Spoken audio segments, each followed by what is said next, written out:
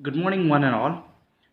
Today is a new day, so new questions will be coming to you, and new type of questions will be coming to you. But I'm always there to help you guys to solve your homework, so that you guys can solve your homework and also do the questions that are not solved by me.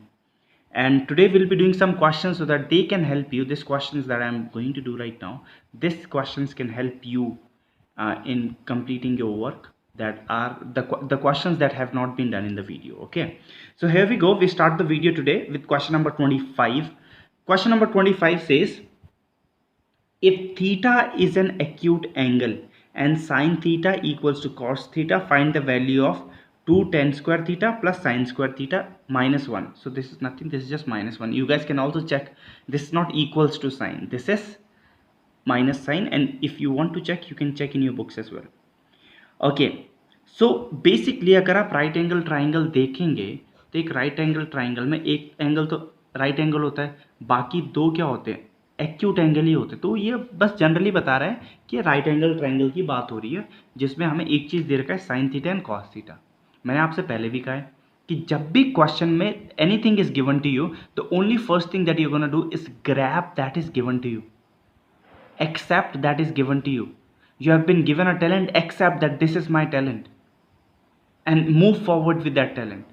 You have been given a good face, you can hear, you can listen, you can see things. So this all things are given to you. So just grab the positive and see what is given. So this is what is given to me, right? So I'm going to play around with this. Sin theta equals to cos theta. Now you might be thinking, what can be done with this? There's nothing that can be done with this sin theta and cos theta. But when I look at this question, I think something can be done, that is sine theta and cos theta can come down over here. So what is left over there? What is left over here? Many of you might be thinking 0. No, 0 is not left. Okay, 1 is left. So sine theta over cos theta, ये क्या होता है? ये tan theta होता है. ठीक है, equals to 1 over 1. Now if I see the definition of tan theta is equals to perpendicular upon base. So I am not writing tan anymore, I am writing perpendicular upon base equals to 1 over 1. 1 नीचे नहीं था पर मैंने लगा दिया, तो मतलब perpendicular कितना है 1, base कितना है 1.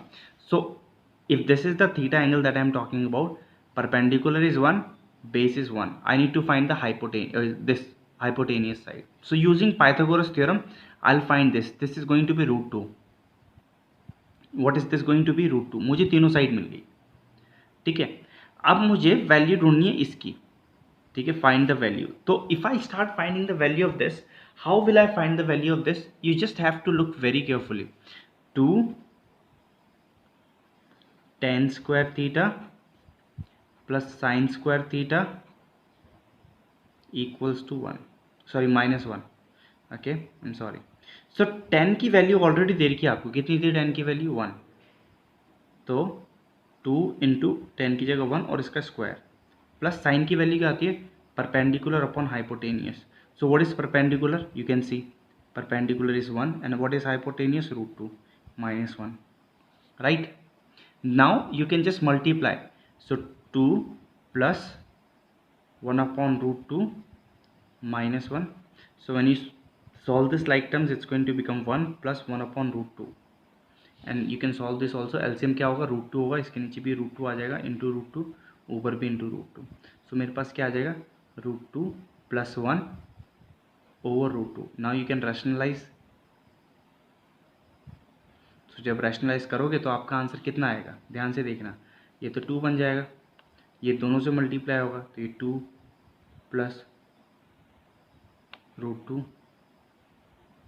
right, so this is the rationalization form of this question. okay, you can leave your answer over here also, you can leave your answer over here as well.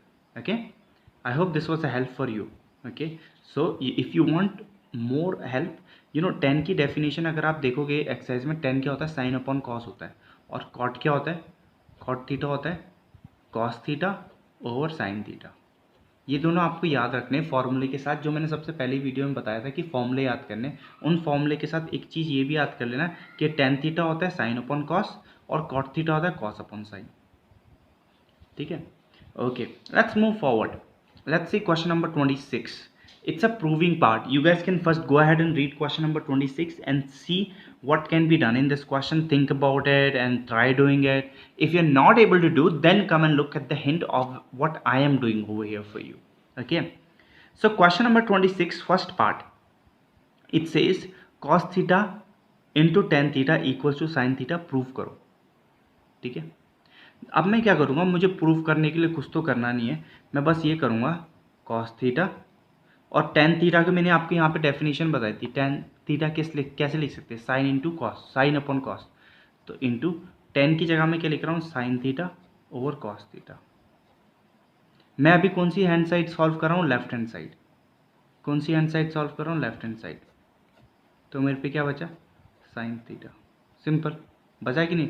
तो लेफ्ट हैंड साइड में क्या बचा, sine theta. Right hand side में क्या है, तो मैं क्या लिखूंगा, left hand side equals to right hand side, hence proved. Sine theta equals to sine theta. Let's prove the third part also. Okay, I won't just move like that. We'll just see the third part as well. So what does third part says? Third part, the question is sin square theta upon cos theta plus cos theta equals to 1 upon cos theta. ठीक है, तो मुझे proof क्या करना है कि जब इसको सॉल्व करोगे तो आपके पास 1 अपॉन कॉस थीटा आएगा. तो मैं बोलूँगा चलो ठीक है करते हैं सॉल्व. अब मैंने क्या करा, मैंने लेफ्ट हैंड साइड ले ली. लेफ्ट हैंड साइड में क्या आ गया, ये आ गया पूरा. अब मैं इसी को खेलूँगा. इससे जो भी खेल खुल के जो भी मेरा आएगा वो क्या आखिर में क्या आना चाहिए, 1 अपॉन कॉस थीटा. ठीक है, लेट्स डू. अब अगर आप देखें ये फ्रैक्शन है, फ्रैक्शन में इसमें नीचे कुछ नहीं है, 1 है. तो मैं क्या ढूंढूंगा, इसका LCM. If I find the LCM I have to multiply this by cos theta, you know. और ऊपर वाले को भी कॉस थीटा से, जब ऊपर वाले को भी कॉस थीटा से मल्टीप्लाई करूँगा तो क्या आ जाएगा, sine square theta plus cos square theta upon cos theta. ठीक है, अब आप जाके एक फॉर्मूला देखिए. सबसे पहला फॉर्मूला जो मैंने आपको सिखाया था, sine square theta plus cos square theta की वैल्यू कितनी होती है, 1. इसके जगह मैंने 1 डाल दिया और नीचे क्या आ गया, कॉस थीटा. आप देख रहे हो लेफ्ट हैंड साइड भी किसके इक्वल आ गई, राइट हैंड साइड के. तो hence proved. Okay, I hope you guys are getting this. Okay, let's move to the next question. Next question is question number 29 and we'll be doing part of question number 29. Just for your information, आपको इस homework में 28th question नहीं करना है, दोनों parts, just because it is based on a chapter that is in class 8 that is called similarities of triangle, जो आपके book में नहीं है. तो आपको ये ज़रूरी नहीं है करना है. ठीक है, सो हम लोग 29th क्वेश्चन देखेंगे. 29th question, when we have a look in question number 29, it says in the figure ABCD, the figure I am drawing it for you. The figure looks something like this. So this is A, this is B, this is C, this is D, and there's the line that is the diagonal, and this is the alpha, and this is 15 centimeter. It says the diagonal is 15 centimeter. Okay, let's go ahead and read the question. Question number 29, here we go. In the figure ABCD is a rectangle. ठीक है भैया, ABCD rectangle given है. Its diagonal AC is 15, ये भी मान लिया, AC is 15, and ACD is alpha, ये भी मान लिया alpha. If cot alpha is equal to 3/2, cot alpha कितना है, 3/2. तो मैं ये अभी लेके इसे खींचूंगा. ठीक है, इसकी हेल्प लूँगा. Then find the perimeter and the area of the rectangle. मुझे पेरीमीटर और एरिया ढूंढना है रेक्टेंगल का, उसको बाद में करेंगे. पहले जो मुझे गिवन है, जो मुझे ट्रिग्नोमेट्रिक रेशियो गिवन है, मैं उसको यूज़ करूँगा. तो क्या गिवन है, cot alpha is equals to 3/2. ठीक है भाई, जब भी आपको ऐसा दिया जाए तो आप वो रेशियो उठा लेना जो आपको क्वेश्चन में गिवन है. Cot alpha equals to 3/2. अब मैं 15 को थोड़ी देर के लिए नेगलेक्ट करूँगा कि ये हाई नहीं है यहाँ पे. ठीक है, थोड़ी देर के लिए. अगर मैं इसके अकॉर्डिंग देखूँ, ये एक राइट एंगल ट्राइंगल है, ये वाला ट्राइंगल, राइट. ये 90 डिग्री यहाँ पर है, इसके पर्सपेक्टिव से देख रहा हूँ. कॉट की डेफिनेशन क्या होती है, बेस अपॉन हाइट, राइट. 3/2 या बेस अपॉन परपेंडिकुलर. तो अगर ये एंगल के अनुसार देखूँ तो ये बेस है, ये परपेंडिकुलर है. ठीक है, अगर मैं कंपेयर करूँ, बेस कितना है 3, परपेंडिकुलर कितना है 2. ठीक है। अब आप बोलोगे सर ये भी है, ये भी, और ये 15 है। नहीं नहीं नहीं नहीं, अभी मैं ये नहीं देख सकता 15 है ये, ठीक है। मुझे इसे रेशियो की फॉर्म में ढूंढना है, ये कितना आ रहा है, ठीक है। तो मैं using Pythagoras theorem, okay, in triangle ADC, जब मैं ADC में ट्राइंगल में यूज़ करता हूँ तो मैं क्या करूँगा, 3 का स्क्वायर प्लस 2 का स्क्वायर इक्वल्स टू AC का स्क्वायर। मुझे AC ढूंढना है, ठीक है।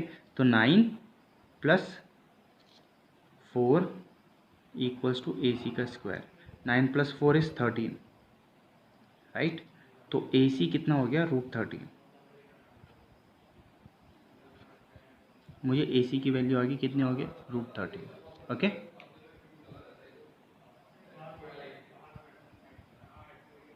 ओके, सो मेरे पास आ गया AC इज इक्वल्स टू √13, ठीक है। अब मुझे एक यही सेम ट्राइंगल में 15 बन रहा है, ठीक है। 15 कैसे बनेगा, जब मैं √13 से कुछ मल्टीप्लाई करूँगा, जब √13 से कुछ मल्टीप्लाई करूँगा तब जाके 15 बनना चाहिए AC को, क्योंकि AC मुझे दे रखा है 15 है। तो मुझे AC 15 बनाना है। कैसे बनाना है, कुछ मल्टीप्लाई करके, पर मुझे नहीं पता क्या मल्टीप्लाई करूँगा। तो x is equals to 15 over √13। तो मतलब मुझे 15 कैसे बनेगा वो, जब मैं इसको मल्टीप्लाई करूँगा, ओके। समझ आया सबको। तो अभी तो फ़िलहाल तो जो मेरा ट्राइंगल है ये है, ये तो मेरा ये इसमें क्या वैल्यू है, √13। और ये 15 कैसे बनेगा, जब मैं 15 ओवर √13 से मल्टीप्लाई कर दूंगा, 15 बन जाएगा। तो मुझे सबको 15 ओवर √13 से मल्टीप्लाई करना पड़ेगा, ओके। सो अगर मैं यहाँ देखूँ, मुझे बेस को भी जो है मेरा DC 3 है, 3 को मुझे किससे मल्टीप्लाई करना पड़ेगा, 15 ओवर √13, ठीक है। और AD को भी 2 इंटू 15 ओवर √13, सबको √13 से मल्टीप्लाई करना पड़ेगा, ठीक है। अब आ जाओ, मेरे पास DC आ जाएगा मेरा, कितना आ जाएगा, 45 अपॉन √13, और ये आ जाएगा मेरा 30 √13, ठीक है। अब ये तो हो गया मेरा लेंथ, क्योंकि DC देख लो लेंथ है, और ये हो गया मेरा ब्रेथ। अच्छा, पेरीमीटर कैसे ढूंढते, 2L + B, राइट। तो perimeter is equal to 2 and what is length, 45 √13 plus 30 √13।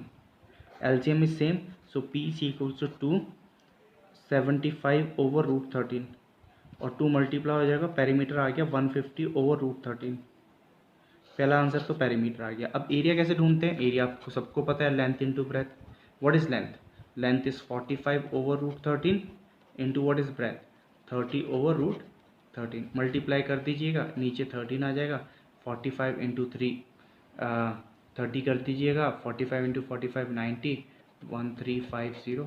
क्या आपका आंसर सेंटीमीटर स्क्वायर आंसर आ जाएगा, ये centimetre, okay, this is the area. So that's how you do this type of questions. Even if question number 29 is little bit complicated, don't get worried about it. Just try understanding through the video why I am doing what I am doing, okay. I hope you'll understand well. Thank you for watching this video. Have a good day, have a good time. Thank you so much.